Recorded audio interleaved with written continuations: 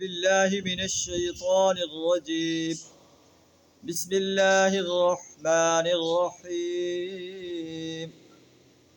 إلا من تاب وآمن وعمل عملا صالحا فأولئك يبدل الله سيئاتهم حسنات وكان الله غفورا رحيما ومن تاب وعمل صالحا فإنه يتوب إلى الله متابا صدق اللہ العظیم۔ سورہ الفرقان آیت نمبر 70 اور 71 آپ کے سامنے تلاوت کی۔ اللہ تعالیٰ ارشاد فرما رہا ہے جس سے جو ہے قتل ناحق کا گناہ ہو جاتا ہے، زنا کاری کر بیٹھتا ہے، اللہ کے ساتھ اوروں کو پکار بیٹھتا ہے، اوروں کو حاجت روا اور مشکل کشا مانتا ہے، اوروں کو نظر نیاز مانتا ہے، اوروں کے سامنے سجدہ ریز ہو جاتا ہے، اوروں کی حاکمیت کو تسلیم کرتا ہے، اوروں کے دیے ہوئے نظام کے مقابلے میں اوروں کے دیے ہوئے نظام کو سپورٹ کرتا ہے، دین اسلام کو سپورٹ کرنے کی بجائے نظام باطلہ کو سپورٹ کرتا ہے، ان کا دست و بازو بنتا ہے۔ لیکن زندگی کے کسی لمحے اسے یہ خیال آ جاتا ہے کہ میں تو اپنے آپ کو ہلاکت میں ڈال چکا ہوں، تو وہ اللہ کے حضور توبہ کرتا ہے۔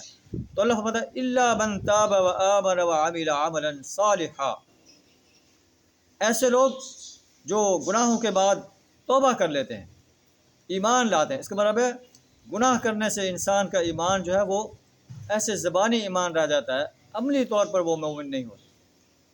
ہاں یہ کہ گناہوں کے بعد جو توبہ کر چکا ہو، ایمان لا کر عمل صالح کرنا لگا ہو، اللہ ایسے لوگوں کی برائیوں کو بھلائیوں میں بدل دے گا۔ فَأُولَٰئِكَ يُبَدِّلُ اللَّهُ سَيِّئَاتِهِمْ حَسَنَاتٍ وَكَانَ اللَّهُ غَفُورًا رَحِيمًا، اللہ بخشنے والا بڑا مہربان ہے۔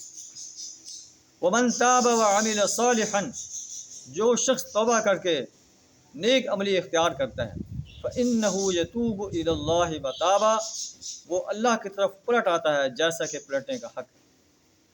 حضرت ابو ہریرہ رضی اللہ تعالیٰ عنہ عرض کرتے ہیں، یہ حدیث ابن جریر اور طبرانی میں بیان کی گئی ہے۔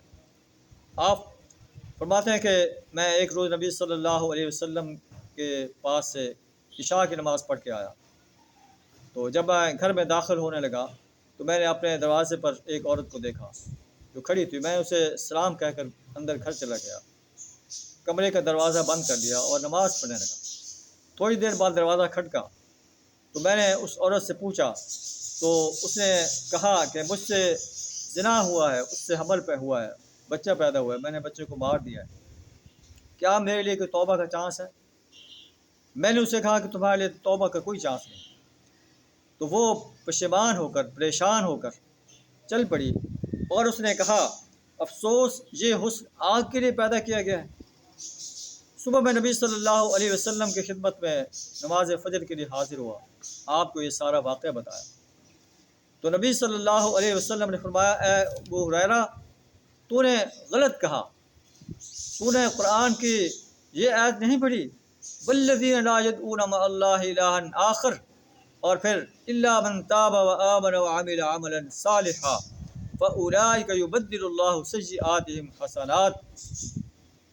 تو میں نے واپسی پر نبی صلی اللہ علیہ وسلم کا یہ جواب سن کر اس عورت کو تلاش کیا، دن میں مجھے وہ نہ ملی، پھر رات کو عشاء کے وقت ملی اور میں نے اسے جو ہے یہ آیت سنائی تو وہ یہ سنتے ہی سجدے میں گر گئی اور کہنے لگی، شکر ہے اس اللہ کا جس نے میرے لیے معافی کا دروازہ کھولا۔